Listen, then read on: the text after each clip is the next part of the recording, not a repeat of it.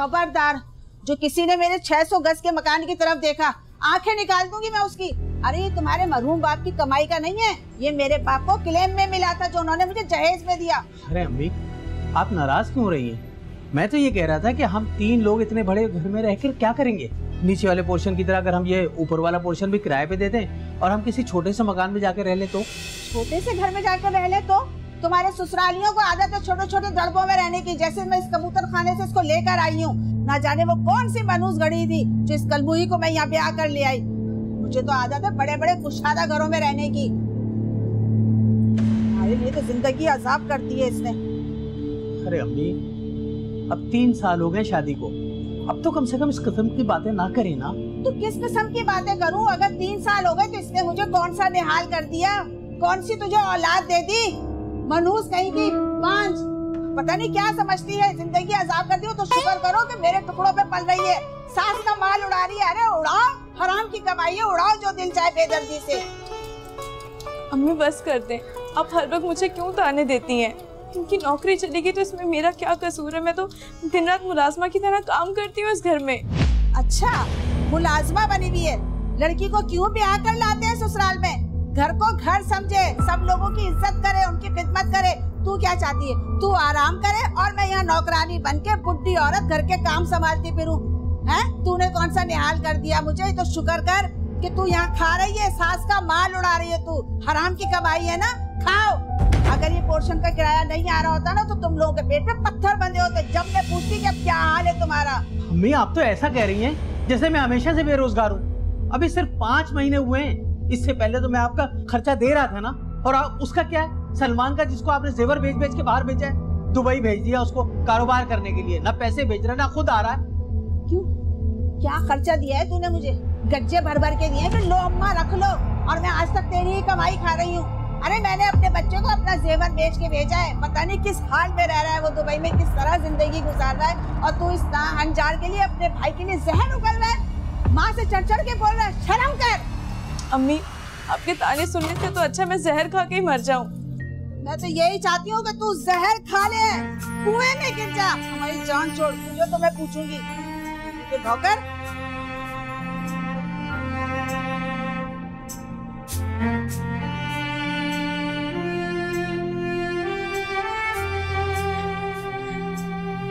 ये सब मुझसे बर्दाश्त नहीं होता। आप अम्मी को क्यों नहीं समझाते? वो इस किस्म के ताने मुझे क्यों देती है? आपकी नौकरी चलेगी, इसमें मेरा क्या कसूर है? मैं भी तो अपनी ख्वाहिशात का गला घोट के इस घर में रह रही हूँ ना। समझाता तो हूँ मैं अम्मी को। असल में मेरी नौकरी जाने की वजह से मैं उनको खर्चा नहीं दे पा रहा हूँ। उसका भी गुस्सा तुम्हारे ऊपर उठता है। इसमें मेरा तो कोई कसूर नहीं है। और अब तो अम्मा ने बेऔलादी के ताने भी देने शुरू कर दिए। अगर आप नहीं होते ना तो मैं कब से घर छोड़ के जा चुकी होती। तुम फिक्र मत करो, मैं समझाऊंगा उनको।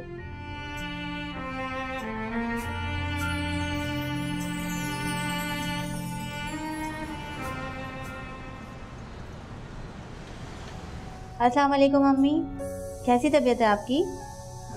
मुझे कुछ ठीक नहीं लग रही है आपकी तबीयत। क्या बताऊं तुझे, मैं बीमार तो मैं सदा की हूँ। आज तो हद ही हो गई है। पता है तुझे, इतनी मेरी तबीयत खराब है और इसने अभी तक खाना नहीं पकाया है। भूखी पड़ी हुई हूँ। ये चाहती है कि मैं जाके रोटी हंडिया करूँ। बदतमीजी करती है मुझसे। एक तो जिंदगी अजाब कर दी इस छोटे घर की लड़की ने। बहुत बड़ी गलती की है मैंने इसको यहाँ लाकर। आप मान रही हो आस्तीन के अंदर। छोड़, ये बता तू बाबर का कारोबार कैसा चल रहा है? अभी बस किसी जगह पे पैसे लगाएं। आप दुआ करें कि अल्लाह ताला बेहतर कर दे। अरे मेरी दुआओं में तो असर नहीं है। अगर मेरी दुआओं में असर होती ना तो ये जो सख्त जान हड्डी जो ये गरीब औरत मेरे घर में आ गई है ना, कब की मर चुकी होती। अरे कीड़े मार दवा भी असर नहीं करती इसके ऊपर। भूखे लोग, नंगे लोग। मैंने तो बहुत बड़ा गुनाह कर दिया इसको यहाँ लाके। अरे एक औलाद तक नहीं दे सकी तेरे भाई को, ऊपर से नखरे दिखाती है, बातें सुनाती है मुझे कि मैं यहाँ काम करती हूँ, मैं यहाँ काम करती हूँ, नौकरानी बनी हुई हूँ। अरे घर ये नहीं संभालेगी तो क्या बुढ़ी औरत संभालेगी? तू बता मुझे। है सही कहती है अम्मी, बड़ी ढीठ हड्डी है वो, ऐसे नहीं मानने वाली। बिल्कुल सही कह रही है तू। बस मैं तो सलमान का इंतजार कर रही हूँ, मेरा बच्चा आ जाए और मैं उसे सारी बातें बताऊंगी जो जो इसने मेरे साथ किया है। मेरा बेटा मेरे फेवर में बोलेगा और इनको गेट आउट करेगा यहाँ से। उस दिन मैं सुकून का सांस लूंगी। ठीक है अम्मी। अच्छा मैं सलमान भाई आए तो उनसे कहेगा मेरे लिए अच्छा सा इतर ले आए। हाँ हाँ, मेरा बच्चा बस खैरियत से आ जाए।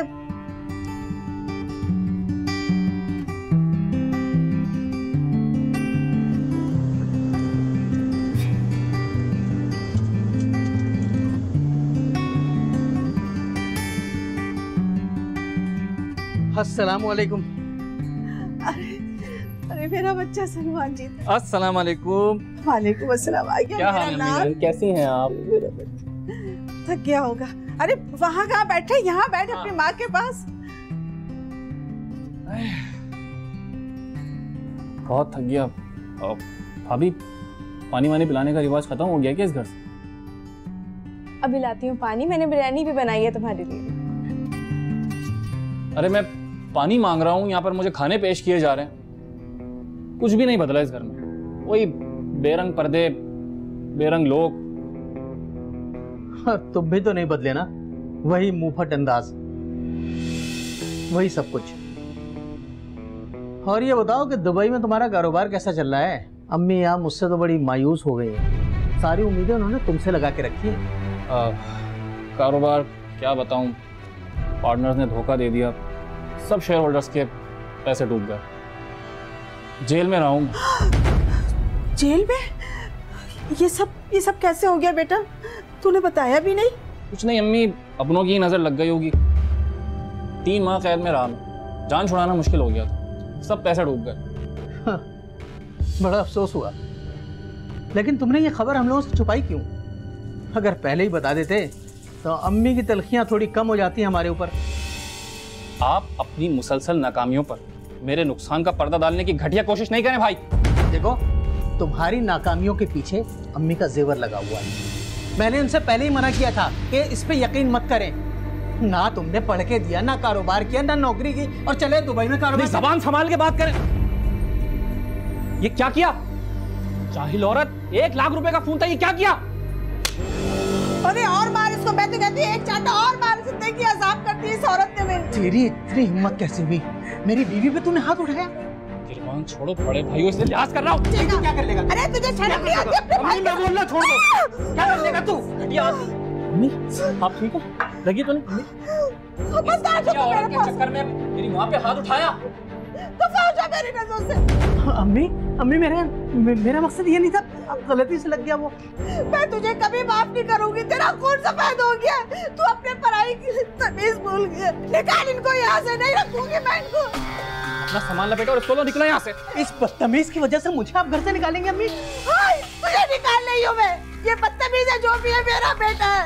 अरे 100 खून भी माफ है इसको, ये यहाँ इसी छत के नीचे मेरे साथ रहेगा। तुम लोग निकल जाओ यहाँ से, अरे निकाल इनको। चलो बाहर निकलो यहाँ से, चलो बाहर। अम्मी मना करे ना। निकल यहाँ से, चल जा यहाँ से। जिंदगी आजाद कर दी तूने मेरी, जिंदगी आजाद करके रखती इन लोगों ने मेरी। अरे ये लोग तो प्रॉपर्टी बेचना चाहते हैं, मुझे मारना चाहते हैं सलमान। इस प्रॉपर्टी पर सिर्फ आपका हक, इसे कोई नहीं बेच सकता।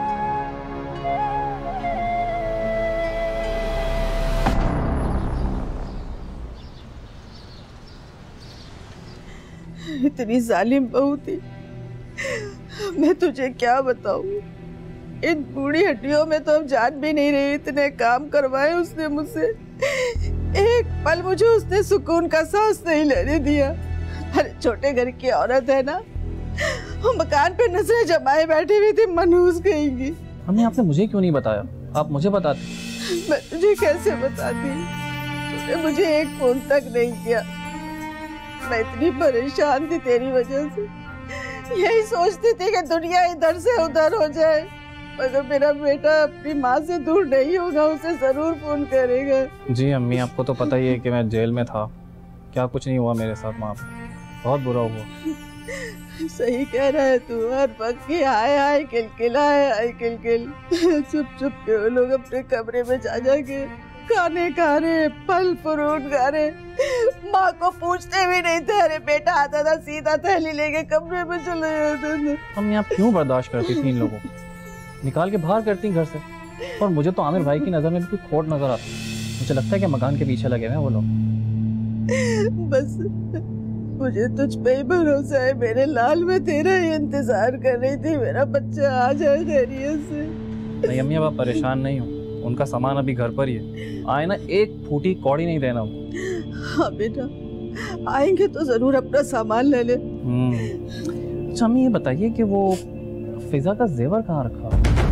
मुझे नहीं पता, मुझे तो लगता है कि उसने अपने महके में ही रखा हुआ है सारा जेवर। यहाँ तो उसने कोई सोने की चीज पहनी ही नहीं, मैंने नहीं देखा उसके हाथ में या कानों में कोई बाली, कुछ नहीं। बस और वो क्यारी में से फूल तोड़ तोड़ के कानों में गजरे बना बना के पहनती रहती थी। अच्छा मैंने आपको एक लॉकेट भेजा था दुबई से, वो कहाँ है? मेरे पास ही है बेटा, ये देख, ये पहना हुआ है मैंने। अरे वाह अम्मी, आपको तो पता ही है कि मैं परेशान हूँ थोड़ा, तो ये लॉकेट मुझे दे दे, मैं अभी कुछ इसको बेच के गुजारा कर लूँगा। लेकिन आप टेंशन नहीं ना, जैसे मेरा कारोबार सेट हो जाएगा अपनी माँ को मैं सोने का सेट बना के दूंगा बड़ा अच्छा सा। हाँ हाँ ले ले बेटा, तुझसे बढ़ के थोड़ी है कोई।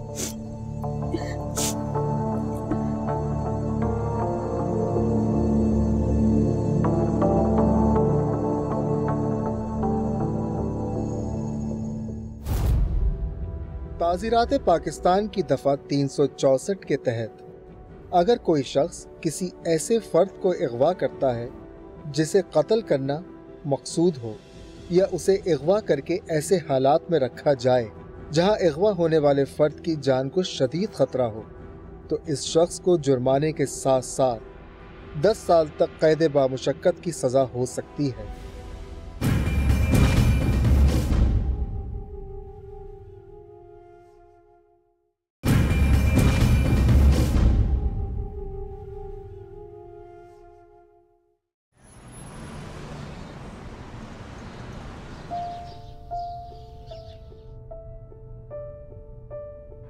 ये सारी चौकटें तुम्हारी बोल रही, सारा स्ट्रक्चर तुम्हारा बेकार है। जो भी पैसे मिलेंगे ना वो सिर्फ प्लॉट के होंगे, वो भी मैं किसी को पहनाऊंगा।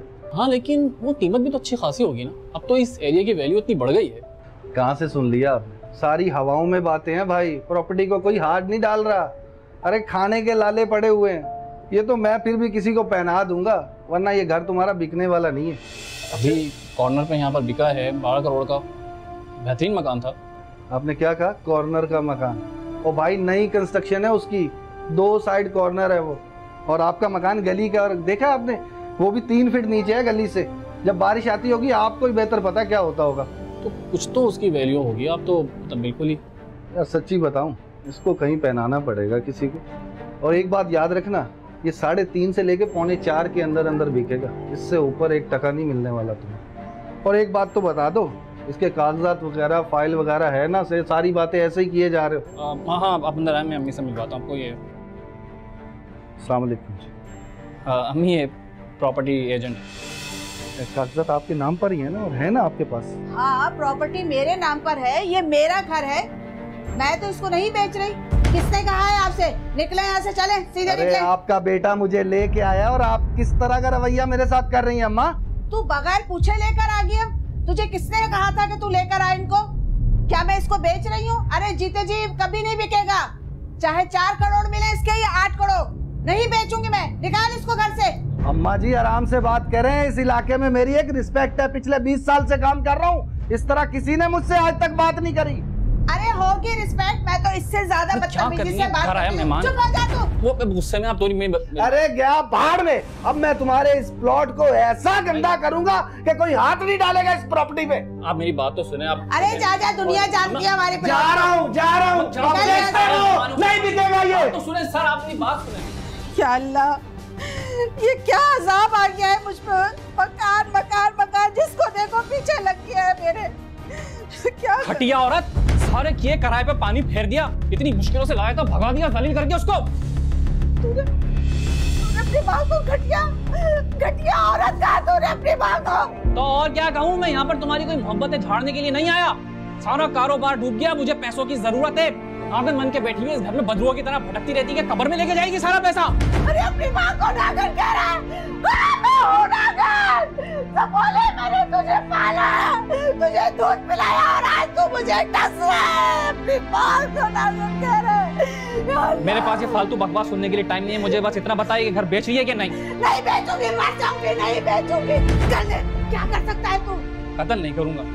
अभी जाता हूँ मुतालिका थाना और बोलता हूँ कि तू यहाँ पर 2 नंबर काम चलाती है, बोल कर आता हूँ। या अल्लाह, या अल्लाह, 2 नंबर का, इतनी बड़ी नहीं अल्लाह, मुझे मार दे, नहीं चाहिए मुझे प्रॉपर्टी, मुझे मार दे, मुझे नहीं जीना, नहीं जीना, इससे अच्छा तो मैं औलाद ही बेहतर हूँ।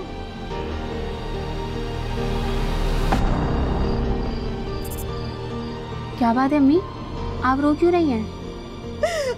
रो नहीं तो क्या करूँ, मेरा तो जिंदगी भर का सरमाया लूट गया, मैं बर्बाद हो गई। क्या मतलब अम्मी, घर में डाका पड़ा है क्या? अरे ये क्या डाके से कम है, जिस बेटे पर मुझे इतना नाज था, जिस बेटे को मैंने इतना प्यार किया, दिन को दिन और रात को रात नहीं समझा, उसने अपनी माँ को नागन कह दिया। और तुझे मैं क्या बताऊं इससे बड़ी बात, जब अपनी माँ को 2 नंबर कह रहा है, 2 नंबर हूँ मैं। अरे मुझे क्या सिला दिया है सलमान ने, मकान के पीछे पड़ गया, कह रहा है मकान बेचो वरना मैं तुम्हें बदनाम कर दूंगा। इतना वाहियात इल्जाम सलमान भाई कैसे लगा सकते हैं आप पे? और मैं आपको वैसे ही कहती थी कि माँ बाप का सरमाया सिर्फ बेटियां होती हैं, बेटे नहीं होते। मैं अभी जिंदा हूँ, आप बस मेरे पास आ जाएं। वहाँ घुट घुट कर मैं आपको जीने नहीं दे सकती, बल्कि मैं अभी बाबर से कहती हूँ कि वो आपकी फ्लाइट बुक कराए। अल्लाह तुझे सलामत रखे मेरी बच्ची, लेकिन हमारे यहाँ बेटी के घरों में पानी पीना अच्छा नहीं समझा जाता, तो मैं तेरे पास रहने के लिए कैसे आ सकती हूँ? बेटा ऐसा ना हो कि मैं तेरे पास आ जाऊँ और मेरे पीछे वो फिजा आ जाए और इस मकान पे नागन बन के बैठ जाए और कब्जा कर ले, फिर तो मैं कुछ भी नहीं कर सकूंगी, मेरे तो हाथ पैर ही कट जाएंगे। अम्मी, किसी की इतनी हिम्मत नहीं है कि आपके मकान पे कब्जा कर सके। और ये सलमान और आमिर भाई अगर यहाँ आए ना तो देखेंगे बाबर कैसे टांगे तोड़ के भगाते हैं। और मैंने आपसे कब कहा है कि आप मुस्तकिल तौर पर यहाँ आ जाएं? आप कुछ दिन के लिए आ जाएं, आपका दिल बहल जाएगा, फिर वापस चली जाइए।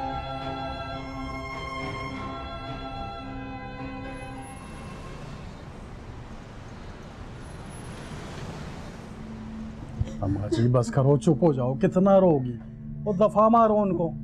अफसोस तो होता है ना, एक वो मेरे बेटे जो सपूलन बन गए मेरे लिए, और एक तू मेरा दामाद।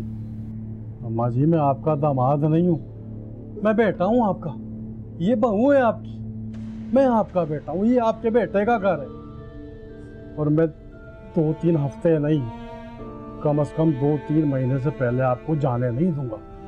बल्कि मैं तो कहता हूँ अब वापस जाने की जरूरत ही क्या है? इधर ही रहो मजे से। नहीं बेटा, हमारे यहाँ तो बेटियों के घर में पानी पीना भी हराम समझा जाता है। मैं किस तरह यहाँ रहूंगी ये मेरा दिल ही जानता है। अम्मा जी कैसी बात कर दी आपने, ये मेरा घर है, आपके बेटे का घर है, और अगर इस मुश्किल घड़ी में मैं आपका साथ नहीं दूंगा ना तो मेरे मरहूम माँ बाप की रूह मुझे कभी माफ नहीं करेगी। अल्लाह तुझे खुश रखे, मगर बेटा बात ये है कि अम्मा जी मैं जानता हूँ आप बहुत खुदार हो, और जिसने सारी जिंदगी लोगों की झोलियाँ भरी हो वो किसी से सहारा लेना गवारा नहीं करता।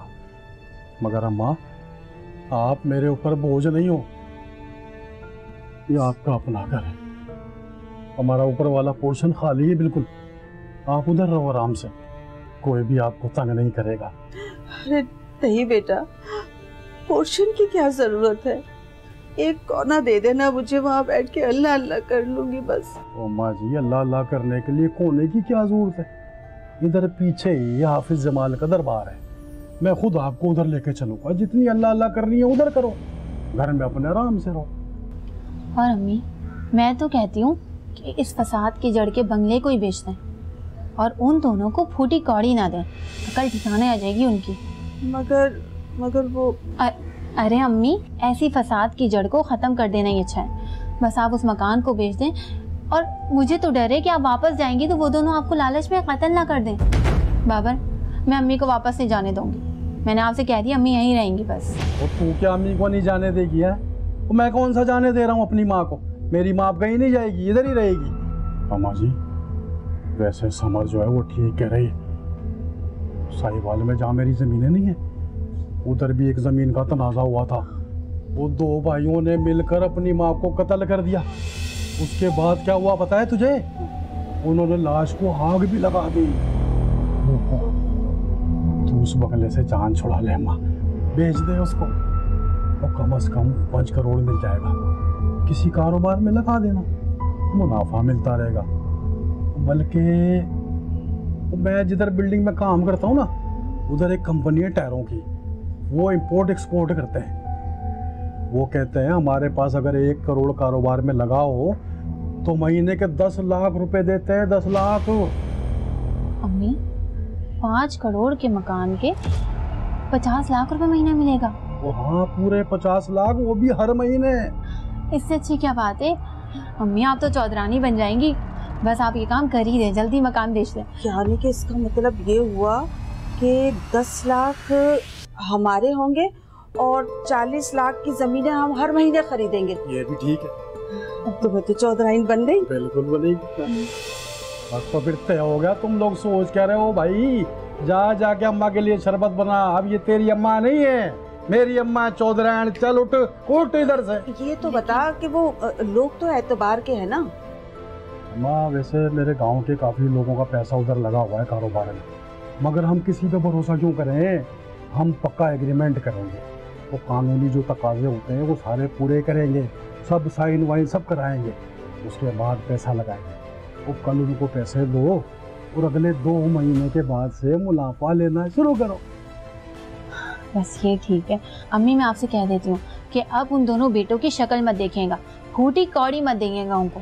हाँ उन बेटों को तो मैंने अपने दिल से निकाल दिया। मर जाऊंगी मगर जीते जी उनकी सूरत नहीं देखूंगी। अच्छा किया अम्मा जी, बिल्कुल अच्छा किया, वो है इसी काबिल।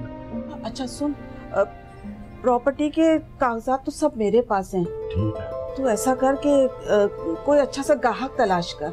हाँ मैं लगाऊंगा ग्राहक, तुम फिक्र ही नहीं करो तुम लोग। और चल तू बैठी किधर है? चल मेरी चौधराइन के लिए शरबत लेकर चल। उठ इधर उठ। ठीक है।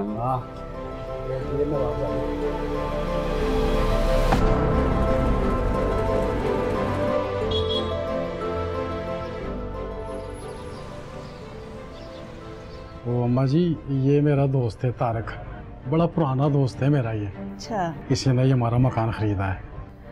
बेटा मैं ये कह रही थी कि अगर 5 करोड़ से कुछ थोड़ा सा ज्यादा हो जाता।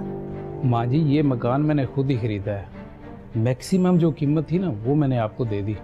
रजिस्ट्रार साहब वो हम आज ही कराची आए और हमें अगली ट्रेन से वापस जाना है। बस ये काम ज़रा जल्दी से हो जाए। अम्मा जी के जो दस्तखत होने तो टाइम रह गया 2 घंटे का ट्रेन में। इनका चेक कहाँ है? चेक मैंने बैंक में ट्रांसफ़र करवा दिया है। हाँ वो अम्मा जी मैंने अकाउंट चेक कर लिया है, रकम आ गई है उसके अंदर। अच्छा तो आप लोग उतना ही है ना? जी बिल्कुल, ये मेरा दामाद नहीं मेरा बेटा है। जी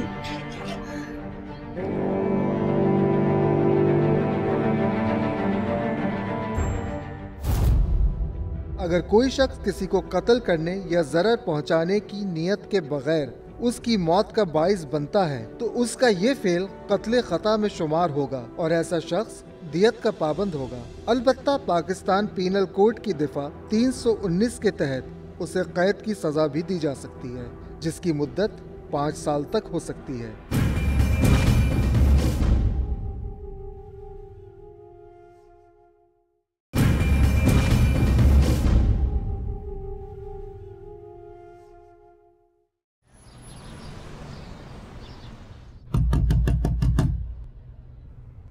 कौन?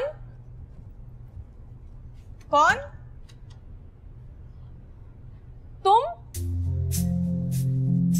तुम लोग यहाँ क्या कर रहे हो? वो दरअसल भाभी। क्या दरअसल? हिम्मत कैसे हुई मेरे घर में आने की? निकलो निकलो इसी वक्त यहाँ से। आए क्यों हो? और बुढ़िया को... अरे अम्मी आप? समर क्या हुआ, खैरियत तो है? आइए आइए आप अंदर बैठिए मेरे साथ। कह रहे कहाँ लेके जा रहे हैं इनको? अंदर इनको निकालें बाहर। तुम इनके लिए पानी वगैरह लेके आओ। आई अम्मी। क्या मतलब है पानी लेकर आओ? तौबा, तो मैं जहर देके मारूंगी मैं।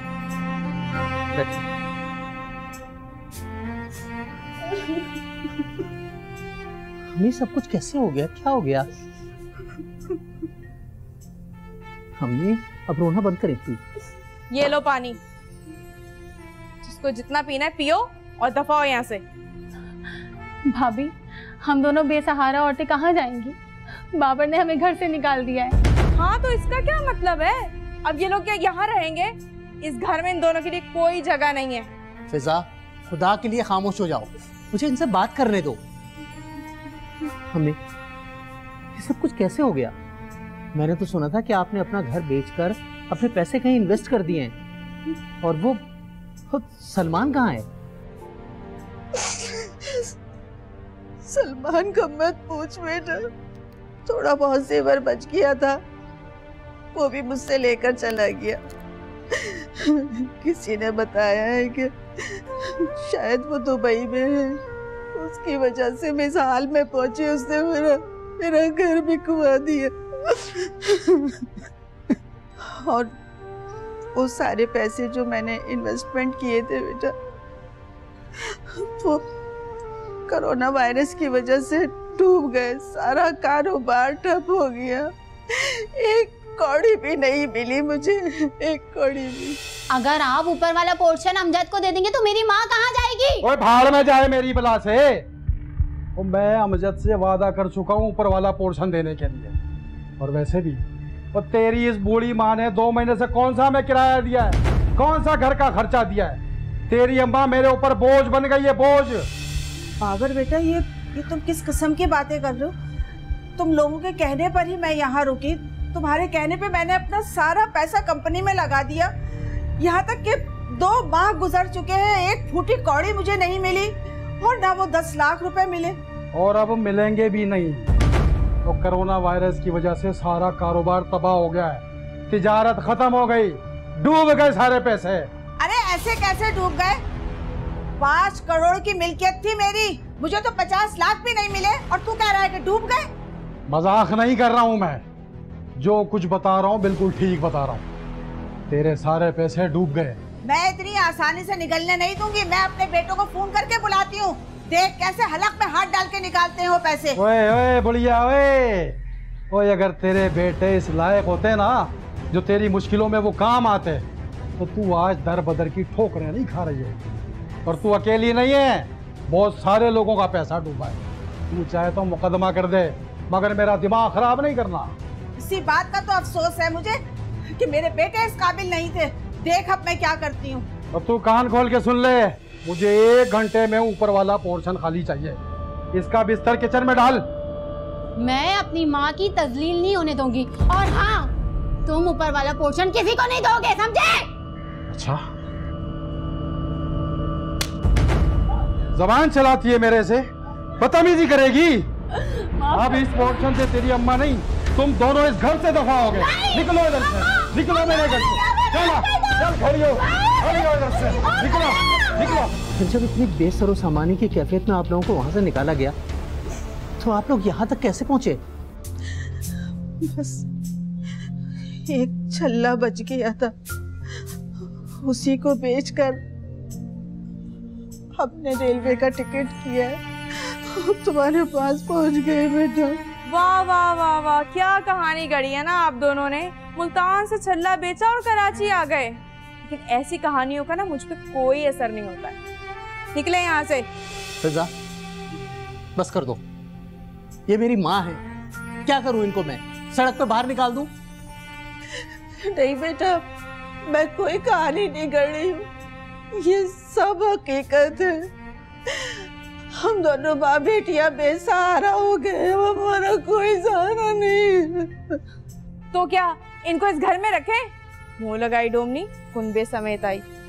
आप अगर अकेली आती ना तो शायद हम सोचते आपको इसे किसी कोने में रखने का। आप तो इसे भी उठा के ले आई हैं। तमीज से बात करो, मेरी माँ है ये। हाँ तो जबान संभाल के ही बात कर रही हूँ ना। रजिया बेगम 600 गज के बड़े मकान में रहने वाली मेरे 2 कमरे के फ्लैट में कहाँ रहेंगी? और वैसे भी अम्मी, ऐसे छोटे छोटे घरों में तो निचली जात के लोग रहते हैं ना, जैसे मेरे मेके वाले। खुदा के लिए बस करो, मैं अपनी गलतियों का खमियाजा भुगत रही हूँ, मुझे माफ कर दो। चुप हो जा फिजा, प्लीज दरगुजर से काम लो, माफ कर दो सब कुछ। इस घर में ना कोई जगह खाली नहीं है। हाँ, एक स्टोर रूम खाली है, अगर आप लोग वहाँ रहना चाहते हैं तो ठीक है। भाभी आप जैसे बोलेंगे हम वैसे ही करेंगे। आप जहाँ रहने की जगह देंगे हम वहीं रह जाएंगे, घर की गटर भी साफ कर लेंगे। बस आप लोग हमें इस घर से मत निकालें।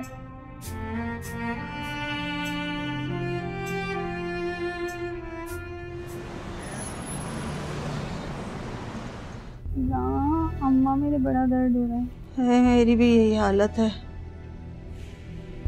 तौबा तौबा, दोनों कैसे कटी हुई भैंसों की तरह पड़ी हुई हो। उठो, हड हराम कहेगी, काम करो।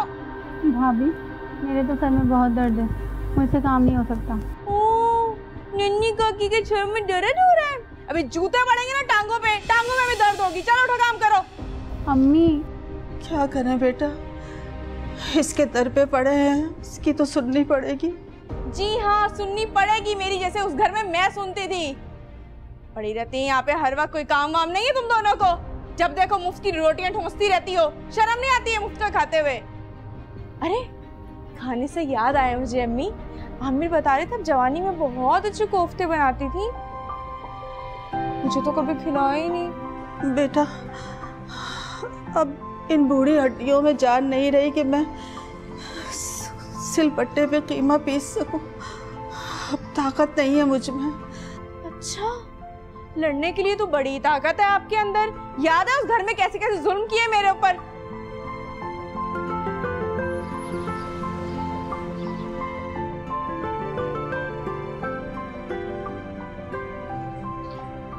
शुक्र है हड हरामी नहीं किया दोनों ने। वैसे कोफ्ते तो काफी खुश रंग बनाए बुढ़िया तुमने, मिर्चें तो नहीं झोंक दी ज्यादा? नहीं बेटा, मुझे तो वैसे ही अल्सर है, मैं सालन में मिर्चा कम डालती हूँ। इतनी बीमारियां हैं तो मर क्यों नहीं जाती हो? वो लड़की, पैसों से आता है पानी, बंद करो इसे। बाप का घर समझा हुआ है। तौबा, हद हो गई है, कोई तमीज ही नहीं। अपने घर में ये करती थी, ये लक्षण थे तुम्हारे, तभी निकाल दिए शौहर ने। लो और कर लो तुम्हारे शौहर की बात, फोन आ गया उसका, ये लो। सुनो, उसे कहो कि तुम दोनों को ले जाए यहाँ से, हमने नहीं रखना, निकाल रहे हैं तुम्हें। हेलो बाबा, कैसे हैं आप? मैं बहुत मुश्किल में हूँ। भाई और भाभी ने साफ मना कर दिया है मैं यहाँ रखने से। अब हमें अपने पास वापस बुला लें। मैं आज के बाद आपकी नाफरमानी नहीं करूँगी। क्या? ठीक है, मैं और अम्मी आज ही आपके पास आ जाते हैं। क्या कहा? लेकिन मैं अम्मी के बगैर कैसे आऊंगी? बाबा सुने तो बाबा।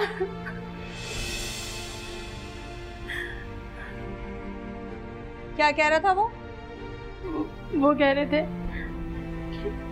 तुम्हें आना है तो आओ, लेकिन अम्मी के लिए कोई जगह नहीं है उस घर में। क्या मतलब है? पागल तो नहीं हो गया वो?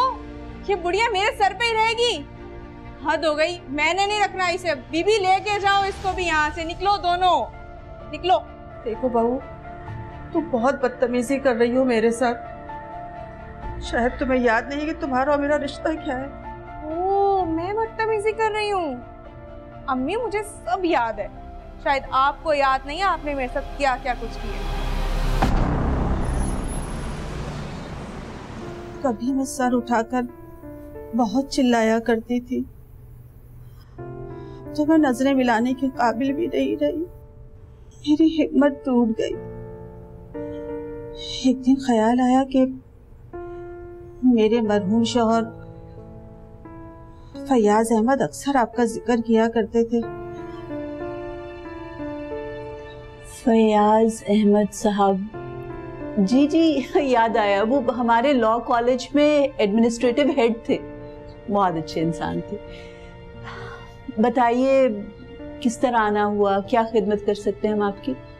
मैंने 5 करोड़ रुपए इन्वेस्टमेंट किए, कारोबार में लगाए, लेकिन पता चला कि कोरोना वायरस की वजह से सब डूब गए।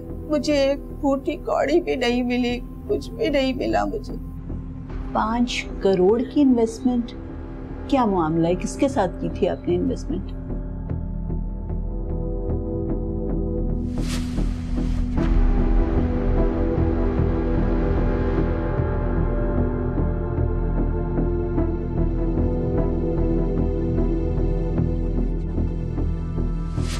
अगरचे इस वबा से कई कंपनियों का नुकसान हुआ है, लेकिन ये कंपनी जो 50 लाख का मुनाफा आपको हर महीने दे रही थी, काफी बड़ी कंपनी होगी। मेरे सामने तो कोई ऐसी खबर नहीं आई कि ऐसी कंपनी को नुकसान हुआ।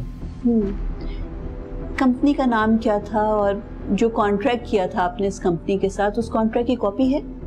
कॉपी? जी जी।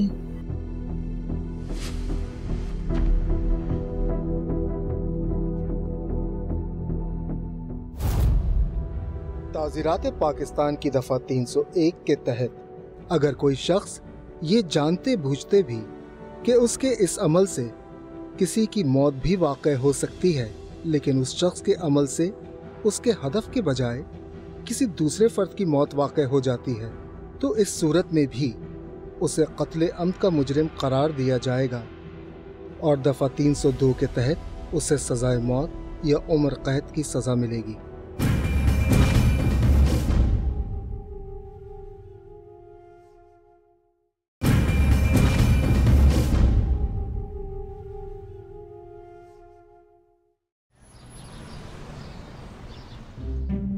तौबा तौबा, ये क्या हशर बनाया हुआ स्टोर रूम का? कभी सफाई नहीं की क्या? हाथों में जान नहीं टूटे हुए हैं? बेटा मुझे बहुत चक्कर आ रहे हैं, कमजोरी से देख हाथ कांप रहे मेरे, अब नहीं हो रहा मुझसे। बहाने है, सब जानती हूँ मैं अच्छी तरह। लो, फूलन देवी का फोन आ गया। फूलन देवी?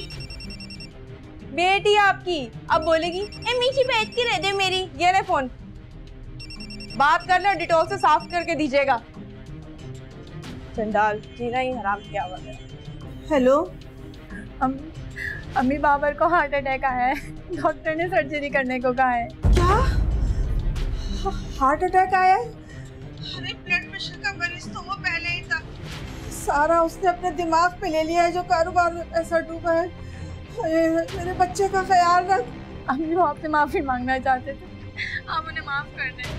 वो बहुत परेशान थे, उनकी सारी सेविंग बर्बाद हो गई है, तबाह हो गई है। हाँ बेटा, मैंने माफ किया। तो उसको कहे कि माँ ने माफ कर दिया, वो बिल्कुल परेशान नहीं हो। और ये बता कि तेरे पास पैसे वैसे हैं कुछ, या मैं भेजूं? बता। अम्मी मैंने सलमान भाई को कॉल की थी, लेकिन उन्होंने टका सा जवाब दे दिया। अच्छा आमिर आ जाए, मैं उससे बात करती हूँ। तू परेशान नहीं हो बेटा, मैं आमिर से बात करती हूँ, कुछ ना कुछ अल्लाह कर देगा। बस तू ख्याल रखो, मेरी फिक्र मत कर। बस कर दे। आमिर ने क्या कोई टकसाल खोल रखी है पैसे देने की? हद होती है, मरता तो मर जाए वहाँ पे। पैसे दे दो, और कोई काम ही नहीं है पैसों के अलावा इस बूढ़ी औरत को।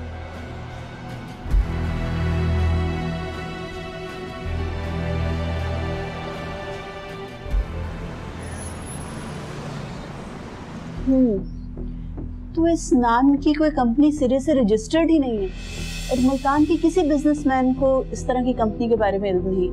बिल्कुल मैडम, इसके मालिकान और सरमाया लगाने वाले किसी का सुराग नहीं मिला। मुझे लगता है कि सब हवा में तहलील हो। और वो जो प्रोप्राइटर था चौधरी एजाज, कॉन्ट्रैक्ट में तो उसका शनाख्ती कार्ड नंबर दर्ज है ना? क्या ये जाली था या इसकी कोई असलियत है? जी मैडम, शनाख्ती कार्ड नंबर तो असली है, लेकिन वो किसी टायरों की कंपनी का मालिक नहीं है, वो मैकेनिक है। पहले मुल्तान में रहता था, अभी 2 साल से दुबई में मुकीम है। दुबई? रजिया साहिबा ने नहीं बताया था कि उनका एक बेटा भी दुबई में रहता? इंटरेस्टिंग। खैर, बाबर के बारे में क्या तुम बता रहे थे? घर बदल लिया उसने? जी मैडम, पंजाब पुलिस का यही कहना है कि उसे हार्ट अटैक हुआ था, फिर उसके बाद उसने अपना घर किराए पे चढ़ा के खुद कहीं और शिफ्ट हो गया। अच्छा, ये भी पता चला है कि इसको बिजनेस में खासा नुकसान हुआ था। कर्जदारों से बचने के लिए इसने अपना फ़ोन नंबर तब्दील किया और गोशा नशी हो गई। कराची, मुल्तान, दुबई, 5 करोड़ रुपए, ये मामला इतना सीधा साधा नहीं। तो तुम्हारे मुल्तान में कुछ कॉन्टैक्ट्स नहीं थे?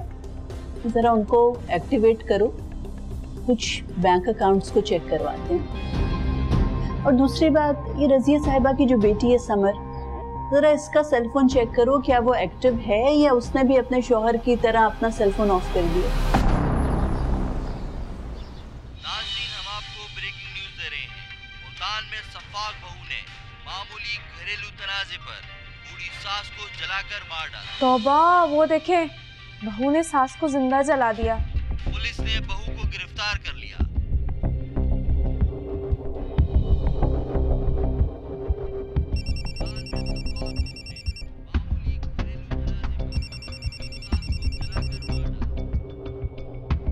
फैज़ा जरा देखना, मोबाइल बज रहा है। अरे तो दुबई का नंबर है। दुबई का देखो बेटा, सलमान का होगा। अरे अम्मी, दुबई में सिर्फ सलमान ही नहीं है, और बहुत सारे लोग हैं। हेलो जी जी जी। देखा, ये करती हैं बहुएं। शुक्र करें आपको जिंदा छोड़ा है।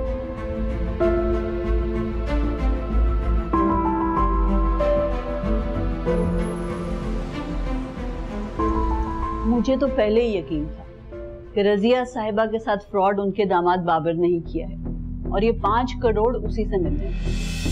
बहरहाल पुलिस को इत्तला करो, कानूनी कार्रवाई तो शुरू की जाए उसके खिलाफ, और ये फ्रॉड और 420 का मुकदमा भी इसके खिलाफ दायर करते हैं। बिल्कुल मैडम, मैं भी ट्रांजैक्शंस चेक कर रहा था। गुज़िश्ता हफ्तों में 1 करोड़ रुपए दुबई ट्रांसफ़र हो चुका है। मैडम, इससे पहले कि सारे पैसे मुंतकिल हो जाएं, हमें कोई ना कोई एक्शन लेना पड़ेगा। इसने जो पैसे बाहर मुंतकिल किए हैं, हम वहाँ की हुकूमत और उस बैंक से रब्ता कर सकते हैं, उनको सूरत हाल के बारे में आगाह कर सकते हैं, फिर देखते हैं कि उसके खिलाफ क्या लीगल रेमेडीज हैं हमारे पास। लेकिन इसने जो इस्लामाबाद में घर खरीदा है, उस घर को जब्त करवाना पड़ेगा। फिर देखते हैं कि उसको नीलाम करना है या वो घर किसी तरीके से रज़िया साहिबा के नाम ट्रांसफ़र हो सकता है। ठीक है, मैं अभी बात करता हूँ साहब से।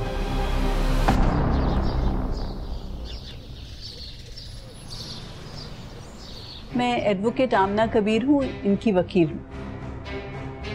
वकील, इनके पास रोटी खाने के पैसे नहीं, हमारे टुकड़ों पे पल रही हैं।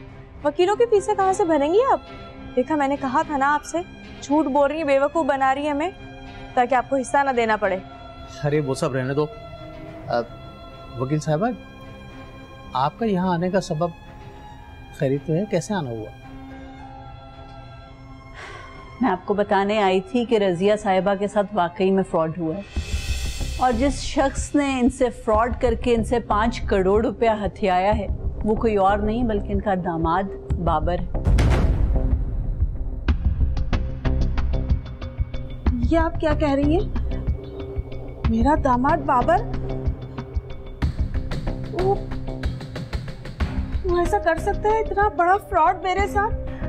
वकील साहबा, मेरी बेटी तो ठीक है ना? कहीं बाबर ने उसे मार तो नहीं दिया? उसका तो फोन भी बंद जा रहा है। रज़िया साहिबा, मुझे बहुत अफसोस से कहना पड़ रहा है कि आपके अपनों ने आपके साथ बहुत नाइंसाफ़ी की। आपकी बेटी आपके दामाद के साथ मिली हुई थी, और तो और आपका जो बेटा सलमान है दुबई में, वो भी मुलव्वस है इस फ्रॉड में। आपके दामाद ने 1 करोड़ रुपया आपके बेटे को भेजा है दुबई, और जो बाकी पैसे बचे थे उससे इस्लामाबाद में आपकी बेटी के नाम पर घर खरीदा गया।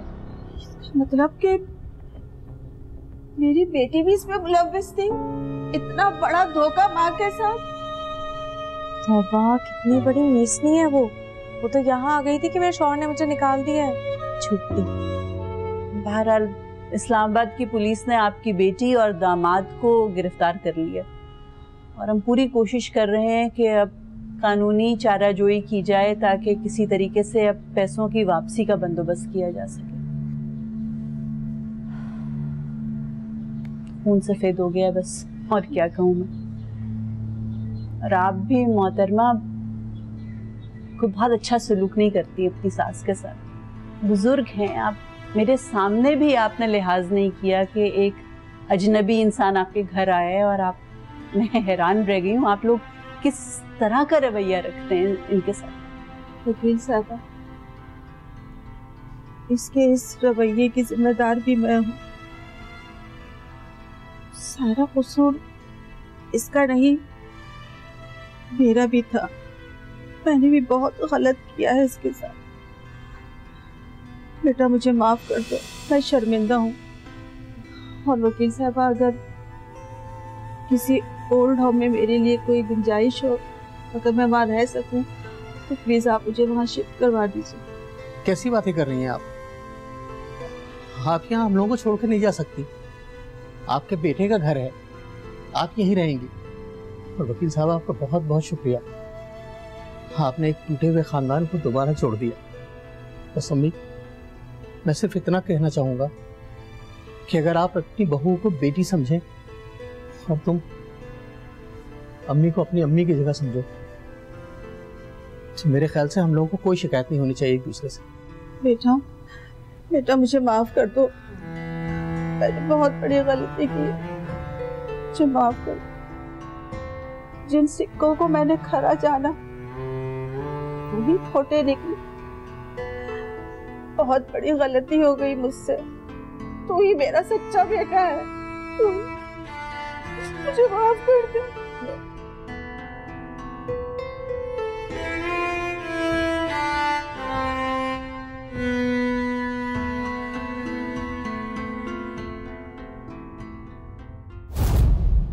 अगर आप भी कोर्ट नंबर 5 में कोई केस पेश करना चाहते हैं तो हमें ईमेल करें court5@sama.tv।